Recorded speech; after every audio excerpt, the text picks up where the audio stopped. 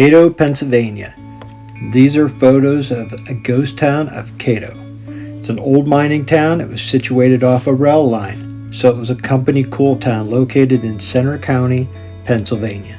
Literally nothing even close by now, and it's just nestled deep into the woods.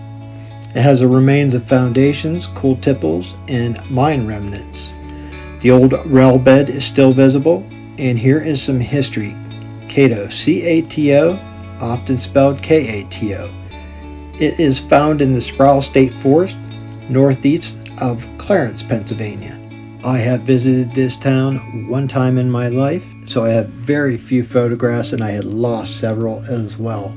But at one time, there was a store, a post office, a one-room schoolhouse, and several homes. The New York Central Railroad was a rail line that basically operated the town.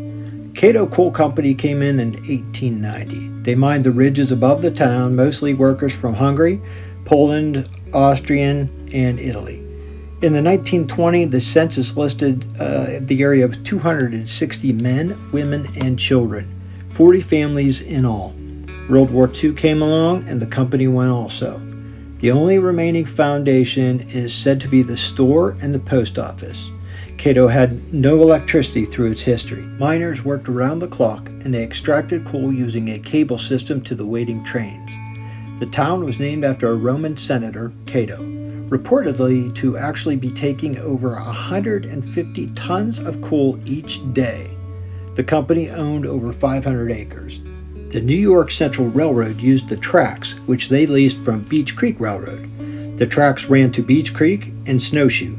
The town's official post office started in 1890, had several interrupted years in between, but ceased to exist altogether in 1937. The postmaster was also the director of mining operations. C.T. Chessman was his name. Other interesting stories: in 1912, two children, Annie Duke and her brother John, were shot accidentally on the railroad platform in front of the store. John Masaryk, who fired his revolver at a wedding reception, was convicted of manslaughter. There was also a mysterious drowning that occurred in 1930. A missing woman showed up, belly up, in Beech Creek. The height and the happening of the town was in 1911. The company owned over 10,000 acres at that time. The Great Depression came along and killed the town. In 1930, a CCC camp number 79 was nearby, and many of the workers went off to that location. The town fell when the coal was all used up. In 1947, there was only one property owner listed in the entire area. No people remained. In 1960, the abandoned store still stood. It was torn down and the tracks were pulled up.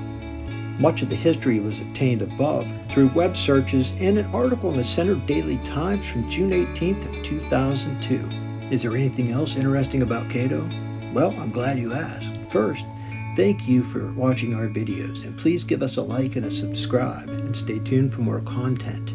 So, there is indeed something interesting. Cato is originally named after, as I said earlier, a Roman senator, but there's two stories on how it changed. One, simply misspelling by the coal company on the papers submitted. Partially rumor because many of the top officials at that time still did not know how to read and write. I'm not sure if I believe that one.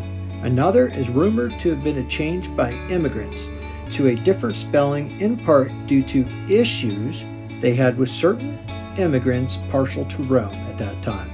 Please recall World War II and Fascist Italy. One final note, all the photographs that you see were taken by Timber Adventures, and let's not say that they left the town without a pot to piss in, because it's one of the only things I found. Thank you for watching.